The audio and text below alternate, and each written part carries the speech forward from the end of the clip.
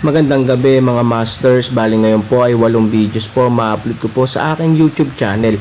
Tama nga mga masters, 8 videos nga po ma-upload ko. Yon, what's up mga masters? Nandito na naman tayo sa panibagong araw, panibagong kabanata na naman ang pagsasama-samahan natin ngayon guys.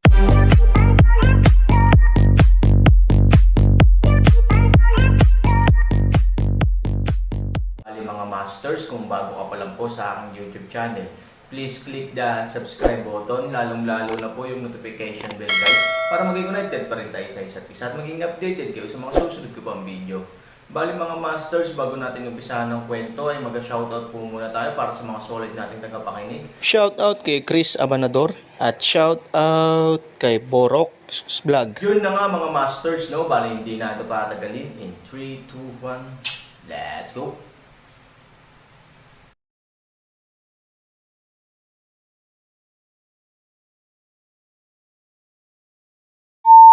Sa patuloy na pagsigaw ni Ye Gotcheng mula sa kanyang bibig, ang buong figure ng tao ay nagsimula ring umatras. Sa pagharap sa mas mabangis na pag-atake ni Aaron, nagsimula siyang maging mahina. Galit siya at ayaw umungol, nakikipaglaban. Suporta. Sa isa sa 12 ng mga tao sa itim na pag-inom, ang 3 tao ay agad na umalis upang suportahan ang 9 na kaldero sa kalangitan, habang ang iba ay mabilis na sumugod kay Ye Gotcheng. Gayunpaman, ang bilis ng labanan ng 2 lalaki ay masyadong mabilis, at isang grupo ng mga tao ang nagpumiglas ng mahabang panahon bago sila atubili na sumali. Poof! Chi! Sa sandaling sila ay sumali, sa loob ng 100 pag-ikot, ilang mga tunog lamang ang narinig, at 2 ulo ay agad na itinapon sa labas ng karamihan, na sinundan ng 2 walang ulo na katawan, na direktang nahulog mula sa lupa. Pagkatapos, sa pagitan ng backhand, may 4 na ulo na lumilipad sa langit, parang 4 na pakwan.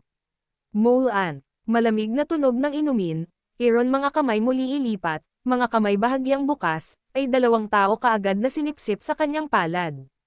Bang! Ang 2 pakwan ay direktang pumutok, at ang maliwanag na pulang, pool, ay agad na nag-spray na parang hamog at namumulaklak sa hangin. Pagkatapos ay may isa pang paggalaw sa kanyang kamay.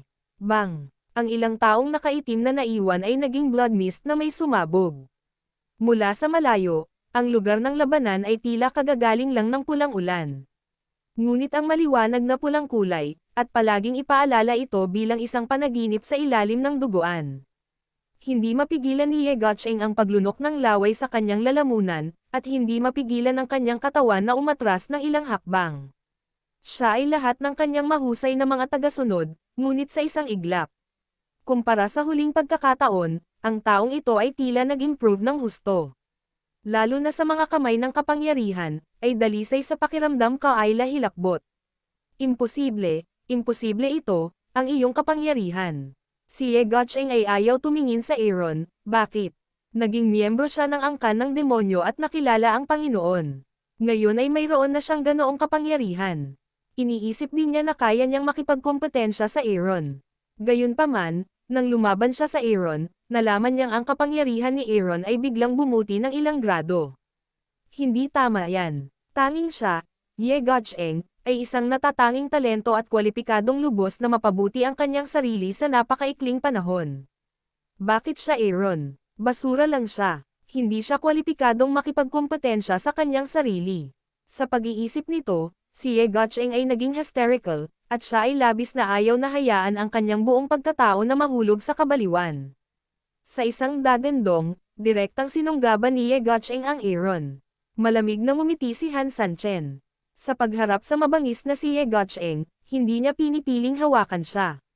Sa halip, siya ang nagbibigay daan. Matapos ang perpektong pag-iwas sa kanyang pag-atake, bigla siyang nag-effort sa kanyang kamay. Sa maikling panahon, biglang nawala si Ye Gotcheng sa kanyang sentro ng grabidad. Bang! Biglang tumama ang figure sa paanan ng bundok sa di kalayuan, na may malakas na ingay, daloy ng bato sa paanan ng bundok, pagsabog, alikabok at usok. Diretso ang tingin ng babae sa mata ni Green. Bago sila mag-away, masyado silang mabilis. Hindi niya nakita ng malinaw ang mga ito. Pero ngayon lang siya nakapikit sa isa't isa. Ang pag-atake ni Ye Gotcheng ay lubhang mabangis, ang bilis ay sapat na mabilis upang gumawa ng mga tao na kamangha-mangha, na may isang kidlat upang ilarawan siya ay hindi masyadong marami. Gayunpaman, ito ay tulad ng isang mabilis na bilis, ngunit tila na Aaron doon, tulad ng isang pagong. Upang maisakatuparan ang kanyang lakas sa pakikipaglaban, o para mapahiya si Ye Gotcheng ng sadya, halatang hinihintay ni Aaron si Ye Gotcheng na sumugod sa kanyang harapan, at nang ang kanyang mga kamao at paa ay wala pang 10% ang layo mula sa kanya, bigla siyang lumingon, patagilid at tuluyang umiwas sa kanyang atake. Isa lang ang posibilidad ng ganitong matinding operasyon. Iyon ay, ang kontrol ng Aaron sa kanyang sarili at ang sitwasyon ng digmaan ay umabot sa isang ganap na antas ng upstream at lubos na kumpiyansa. Malinaw, ang tiwala sa sarili ay nagmumula sa kakayahan ng isang tao. Si Ye Gotcheng ay hindi isang ordinaryong master, ngunit isang nangunguna. Nakipag-ayos na siya sa kanya, at mas alam niya ang lahat. Ngunit ang Aaron ay maaari pa ring maging kalmado, talagang hindi niya alam, ang kapangyarihan ng Aaron ay umabot sa kung anong uri ng takot. Pasuray-suray na nagpupumilit na umakyat mula sa punso, ang mga mata ni Ye Gotcheng ay ganap na galit at naguguluhan. Bakit naman? Bakit naman? Bakit naman? Sa pagtingin sa nahihiyang hitsura ni Ye Gotcheng, ang tatlong tao na nagpapatakbo ng Purple Cauldron ay nagtinginan sa isa't isa sa takot. Pagkatapos ang enerhiya sa kanilang mga kamay ay biglang nag-withdraw, na ginagawang ang Purple Cauldron at ang Skyfire Moonwheel ay gumawa ng huling paglaban, at pagkatapos ay tumakas sa labas ng bundok sa napakabilis na bilis. Bang! Sa pag-atras ng tatlong lalaki, ang Purple Tripod ay halos nakipag-away sa Skyfire Moonwheel Jade Sword. Pagkatapos ay sa isang malakas na pagsabog, ito ay ganap na naging pulbos sa hangin. Brush! Jade Sword isang paalang na katawan sa hangin ng pag-ikot, binago ang direksyon, direkta patungo sa pagtakas ng tatlong lalaking nakaitim. Nang makita ito, isa sa mga lalaking nakaitim ay agad na ipinalakpak ang kanyang kamay sa dibdib ng isang lalaking nakaitim sa malapit at hinayaang lumipad ang kanyang katawan ng patiwarik upang salubungin ang umaataking Jade Sword. Pagkatapos ay binilisan niya at tumakas. Poor man in black, with unbelievable eyes, looked at the two figures that gone away and swallowed his last breath. Sa Aaron sa isang galaw, apoy na gulong ng buwan at Jade Sword, sa isang iglap na pagtalikod, masunuring lumipad pabalik sa mga kamay ni Aaron. Ang iyong mga tao, patay at tumatakbo, naiwan kang mag-isa. Sa bahagyang paglingon sa likod, malamig na tumingin si Aaron kay Ye Gotcheng sa harap niya. Parang asong nawawala, hindi ako nakipagkasundo at hindi ko maintindihan. Bakit ka na naman natalo? Malumanay na ngumiti si Aaron. Bagamat tumakas ang dalawang lalaki, hindi mahalaga ang Aaron. Anyway, sapat na para kay Ye Gotcheng na iwan ng buhay ang kanyang aso. Yes, I'm not satisfied. I don't understand why God is so unfair. He gave you this bitch's unknown shitlock. Anong klaseng masamang batas ang ginawa mo at nagpakitang gilas sa harapan ko? Sa puntong ito, ang puso ni Ye Gotcheng ay labis na nagalit at nagkasala. Siya dapat ang piniling anak ng araw na iyon, hindi ang walang kwentang patay na basura sa harapan niya. Kung hindi dahil sa iyong malas, iyong Aaron ay year-on sa lupa ng tuluyan, naiintindihan mo ba? Umungol si Ye Gotcheng sa pinakamataas na boses. Tanging ang mga walang kakayahan ang laging sisihin ang Diyos sa lahat ng mga kabiguan. Aaron walang magawa shakes kanyang ulo, sa ngayon, Ye Gotcheng din ang isang pares ng hindi matitinag hitsura. Ang tinatawag na henyo ay hindi limitado sa isang tiyak na aspeto ng henyo. Mula sa mga espesyal na pisikal na kondisyon, siya ay talagang mas mahusay kaysa sa Aaron. Ngunit ang kalidad ng kaisipan, katalinuhan, emosyon at iba pa, ay talagang isang uri ng talento. Sa aspetong ito, lalong hindi maihahambing ni Ye Gotcheng sa Aaron, kahit kumpara sa karamihan ng mga ordinaryong tao, si Ye Gotcheng ay masyadong makitid at puno ng mga depekto. Henyo. Sa mata ni Aaron, ang mga ganitong tao ay hindi man lang kwalipikadong sumali sa Mystery Alliance. Anong klaseng henyo? Don't talk to me nonsense, Aaron. You're just a little slave of nihilism. What qualifications do you have to preach in front of me? I'm the main disciple of nihilism. I'm the candidate of the future leader. I'm not better at the secret arts than you.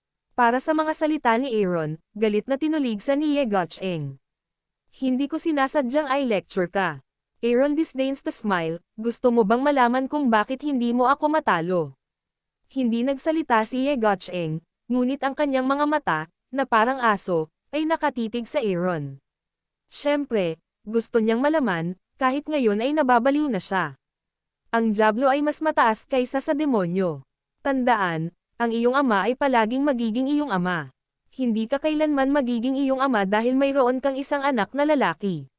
Nakangiting sabi ni Aaron. Nang marinig ito, si Ye Gotcheng, na napakaseryoso, ay natigilan sandali, ngunit sa pagitan niya ay galit na galit. Gusto niyang marinig ang dahilan kung bakit lumalakas pa rin ang Aaron, upang masisi niya ito sa kanyang kabiguan, ngunit naghintay siya ng mahabang panahon, ngunit natural siyang magalit saglit. Damn, pinahiya mo ako. Galit na sabi ni Ye Gotcheng.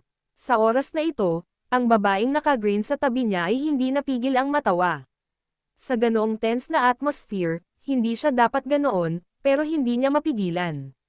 Tulad ni Ye Gotcheng, nagseselos siya at seryosong gustong marinig ang mga dahilan. Matapos makinig ng mahabang panahon, narinig niya ang seryosong kalokohan ni Han Sani at sinamantala niya ang iba. Tingnan ang babaeng iyon ngumiti, ang inggit apoy sa dahon gulungsod puso higit pahayaan ang galit na mag-alab ng kabaliwan. Pinahiya ka. Isang pagpapala para sa iyo na kilalanin ako bilang isang ama, at wala akong pakialam na magkaroon ng isang anak na katulad mo. Han 3,000 malamig na boses isang ngiti, sa susunod na segundo, ay direktang sumugod sa malungkot na lungsod. Tuldok, matagal nang nagalit si Ye Gotcheng, at ang kanyang masamang espiritu ay direktang namumuo, ngunit, bang, biglang tumama ang katawan niya sa batong bundok sa likuran niya. Dahil sa napakalaking impact, bahagyang nanginag ang buong bundok. Ang isang malaking bilang ng mga nahuhulog na bato ay tumama kina Ye Gotcheng at Aaron na dumaikit sa kanyang leeg gamit ang isang kamay. Batay sa kanilang paglilinang, ang natural na bumabagsak na bato ay hindi maaaring gumawa ng anumang pinsala sa kanilang mga katawan, at hindi sila nagbago ng kanilang mga mata dahil sa mga ito. Ang isa ay puno ng galit at ayaw, at ang isa ay puno ng walang malasakit na paghamak. Nagpumigla si Ye Gotcheng saglit, ngunit hindi nakalaya. Pinili na lang sumuko. Para sa kapakanan ng aking mga kaklase, binigyan kita ng hindi mabilang na mga pagkakataon, ngunit ikaw Gotcheng, hindi mo alam kung ano ang kayamanan. Dahan-daang umiling ang kanyang ulo, sa susunod na segundo, Han 3,000 matabiglang dahil sa galit. Ngayon, gamitin mo ang buhay ng iyong aso para tabyusan ang mga kasalanan na hindi mo kayang tabyusan. Pagkainom pa lang ng malamig na boses, bigla na lang siyang nag-exert. Panasan ang card. Ang bibig ni Ye Gotcheng ay puno ng dugo, ngunit sa oras na ito, si Ye Gotcheng ay biglang tumawa. Haha, haha, Aaron, gusto mo bang patayin ako? Ikaw ba ang bahala? Hahaha. Aaron tamad si Lihi, ang mga ngipin ay bahagyang kumagat, sa mga kamay ng isang patay na card, ang huling nakamamatay kay Ye Gotcheng. Ngunit ang nakakalito na Aaron ang nangyari ang kanyang kamay ay biglang naipit sa hangin, at Ye Gotcheng sa kanyang harapan ay naging isang masa ng itim na gas at lumutang sa hangin. Yun na nga mga masters, no? Bali panibagong kabanata na naman yung natapos natin ngayong gabi. Muli, maraming salamat po.